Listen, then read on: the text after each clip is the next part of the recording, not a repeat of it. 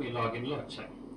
ఇప్పుడు విజయనగరం జిల్లా గంట్యాడ మండలం మధుపాడ గ్రామంలో గోస్తని నది నీటిని విజయనగరం తరలిస్తే అంగీకరించబోమని గ్రామ ప్రజలు ఆగ్రహం వ్యక్తం చేశారు.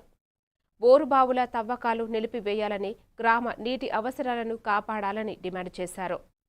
ముందస్తు సమాచారం లేకుండా పనులు ప్రారంభించారని ఆరోపించారు. ఈ చర్యలతో భూగర్భ జలాలు తగ్గి త్రాగునీటి సమస్య తీవ్రతమవుతుందని ఆందోళన వ్యక్తం చేశారు. జిల్లా యంత్రాంగం వెంటనే స్పందించాలని గ్రామ ప్రజలు కోరారు.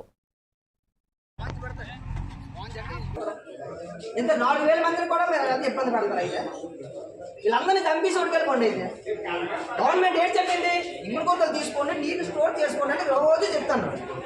టీవీలోనే పేపర్లోనే అదే స్టోర్ చేసుకోవడానికి మేము బాధపడుతుందో మీరు ఉడికెళ్ళిపోతాం. ఇంకా ఉడికెళ్ళిపోయిన తర్వాత మీ మాట్లాడకుండా తెలుసా, 10 రోజులు మీ అయినప్పుడు 10 రోజులు ఎందుకు పోతాం. ఒక 5 HP మోటార్ ఊరు తోటి మీరు కింద కొట్టే కానీ మీద కొట్టేసి నీళ్ళు స్టాక్ చేసుకుంటారంటే ఏం దాని ఉద్దేశం అండి.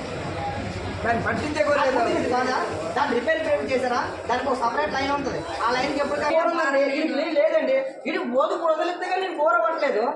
అలాంటి నేను లేని రాజధాని కోసేది అలాంటి నా మాట్లాడు ఊరుకుందరండి. ఒక ఆఫ్టర్ ఆల్ పొలం కోరిక ఇవ్వలేదు, అంత వెల్స్ తీసి అంత వాటర్ వెళ్ళిపోతే మేము అందరం ఫ్యూచర్లో ఏమవ్వాలి.